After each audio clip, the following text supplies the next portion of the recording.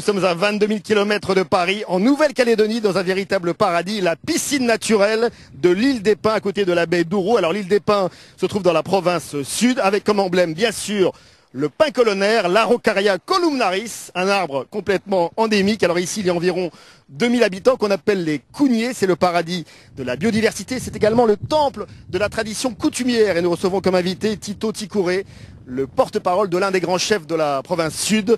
Nous le recevrons sur une pirogue mélanésienne traditionnelle à Balancier. Nous recevons également Joël de la Fenêtre, le responsable du parc provincial de la Rivière Bleue, à côté du lac de Yaté. Mais tout de suite, on retrouve l'actu du nautisme. Reportage. À l'image de l'Australie ou bien de la Nouvelle-Zélande, la Nouvelle-Calédonie n'a jamais tourné le dos à la mer. Bien au contraire, ici, un Calédonien sur deux navigue. Et le pourcentage entre voile et moteur est égal à 50% pour chacune des disciplines. C'est une population quand même très tournée vers la mer, très tournée vers la pêche et la plaisance. Et la mer fait vraiment partie de notre environnement. Hein. On la vit au tous les jours, on a des gens qui nagent, on a pas mal de sportifs qui utilisent la mer soit donc en natation, en triathlon, ou en voile, en pêche. Non, ça fait partie de notre milieu, quoi, ça c'est sûr. Je crois que la mer fait partie de notre environnement immédiat, puisque où que l'on se trouve, où que l'on se déplace, quel que soit l'itinéraire, on a toujours la mer, j'allais dire, à portée. On la voit en permanence, on la rencontre, on la côtoie, donc ça fait partie de notre environnement et c'est un lieu de loisirs assez riche. Et pour mieux comprendre cette culture maritime, il faut se rendre au musée de Nouméa. Ici, l'ère des grandes expéditions côtoie la navigation moderne. Ce musée de l'histoire maritime, situé en face du port de la Moselle, est un vibrant témoignage du passé. Situé au cœur de la ville, dans la petite rade de Nouméa, Port-Moselle est l'un des poumons économiques et touristiques de la province sud. Inauguré en 1991, ce port de plaisance est nanti des dernières infrastructures d'accueil. Alors ici, nous avons 450 places qui sont réservées aux plaisanciers résidents calédoniens et une quarantaine de places pour les visiteurs en escale. Une des caractéristiques de Port-Moselle et des ports des tropiques en général, c'est que beaucoup de familles résident à bord de leur bateau. Et donc la capitainerie, c'est aussi un lieu d'échange où les gens se retrouvent, discutent, papotent. Il faut savoir qu'on a ici environ 300 personnes qui vivent en permanence sur le port. Donc c'est un petit village et la capitainerie, c'est un des lieux de rencontre privilégiés pour ces gens. Autre niche économique pour la province sud et Nouméa, le marché de la location. Monocoques et catamarans sont très appréciés, notamment par une clientèle internationale. Nous dépendons surtout du marché australien, néo-zélandais on commence, métropolitain par période. Effectivement, les gens nous interrogent souvent au Salon de Paris quand nous y sommes et viennent naviguer dans nos eaux. Sinon, effectivement, c'est la population locale qui loue nos bateaux. Naviguer en Nouvelle-Calédonie revient quasiment moins cher aux Australiens que de naviguer chez eux. Impliqué depuis près de 60 ans dans le nautisme calédonien, le Cercle nautique calédonien est le poumon de la voile sportive à Nouméa. 1700 membres et toujours la même ambition, convivialité, accueil, échange et partage. C'est un club qui regroupe des gens qui partagent une même passion, la mer, mais c'est aussi des gens qui participent, à des manifestations, des régates. Entre dynamisme et authenticité, la Nouvelle-Calédonie et la province sud n'imaginent pas s'épanouir sans cette vertu cardinale qui fait le ciment de sa tradition.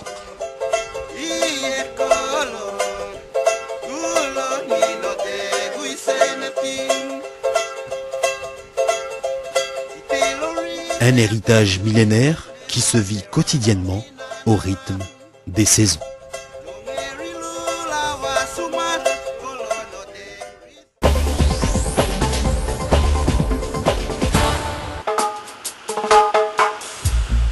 Sable fin immaculé, une eau à 28 degrés et total dépaysement. Voilà Ouvéa, une île de 25 km de long située à 1 heure d'avion de Nouméa, en Nouvelle-Calédonie.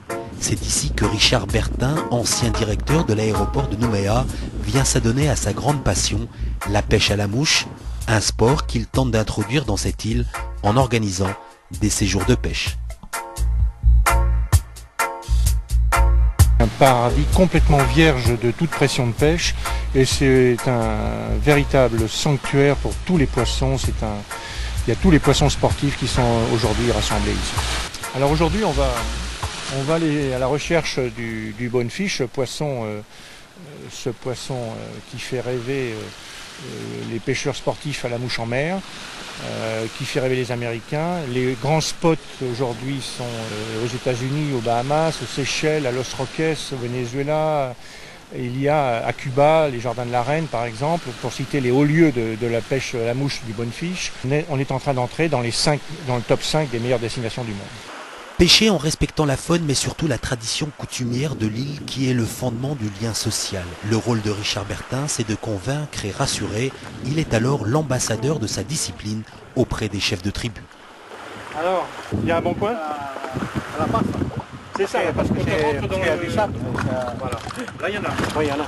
Il faut aller pénétrer les tribus, c'est un long travail de compréhension, leur expliquer que l'on remet le poisson à l'eau, qu'on ne va pas toucher, si vous voulez, entre guillemets, au garde-manger des Calédoniens de l'extrême nord. Et aujourd'hui, je crois qu'on a tout à fait préparé une organisation pour pouvoir recevoir des pêcheurs avec une pression de pêche tout à fait normale, sans entamer les stocks de poissons. Là, on est vraiment au paradis parce qu'on a cette petite languette de sable avant le profond. Les bonefish sont prêts à monter sur le plateau, donc la mouche les attend juste à la lisière du bleu foncé et du bleu clair.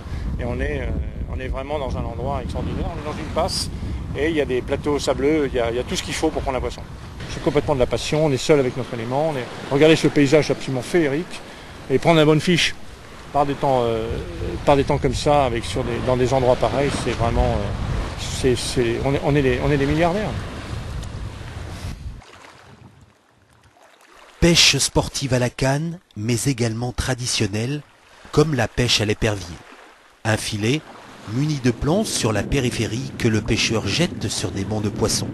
Un art ancestral qui se transmet de génération en génération, un geste qui allie la force à l'adresse, comme un passage de témoin.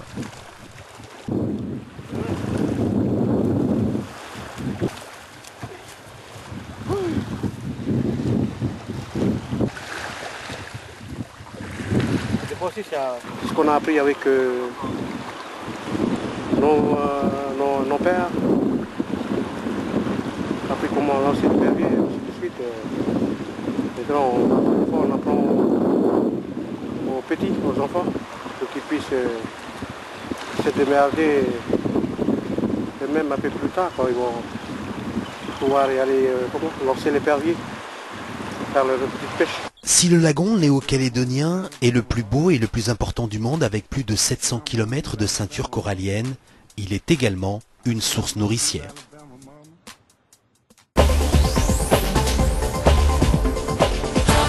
Au parc provincial de la Rivière Bleue, avec sur notre gauche notre écureuil qui nous a permis de faire ces bien belles images. Sur ma droite, Joël de la Fenêtre, le responsable de ce parc provincial, où on peut pratiquer le kayak. Oui, donc on a la chance d'avoir le lac de Yaté, un lac du barrage hydroélectrique. Et donc c'est le spot pour le kayak dans le sud de la Calédonie, oui. Avec une forêt noyée qui est mythique. Voilà, la forêt noyée, donc les arbres qui sont morts dus au barrage. Et là, vous avez vraiment de très gros arbres en canoë, c'est génial, le passer entre, c'est vraiment super, quoi. Alors il reste le Cagou et le Grand Kaori, deux emblèmes de ce parc. Voilà, deux autres spots du parc, c'est le Cagou, donc l'emblème de la Nouvelle-Calédonie, un oiseau qu'on ne trouve qu'ici. Et le Grand Kaori, un arbre géant qui se trouve aussi dans cette magnifique forêt humide. Et nous sommes devant le pont Pérignon, un autre pont mythique. Merci beaucoup Joël de la Fenêtre. On se retrouve très vite pour de nouvelles aventures. Au revoir.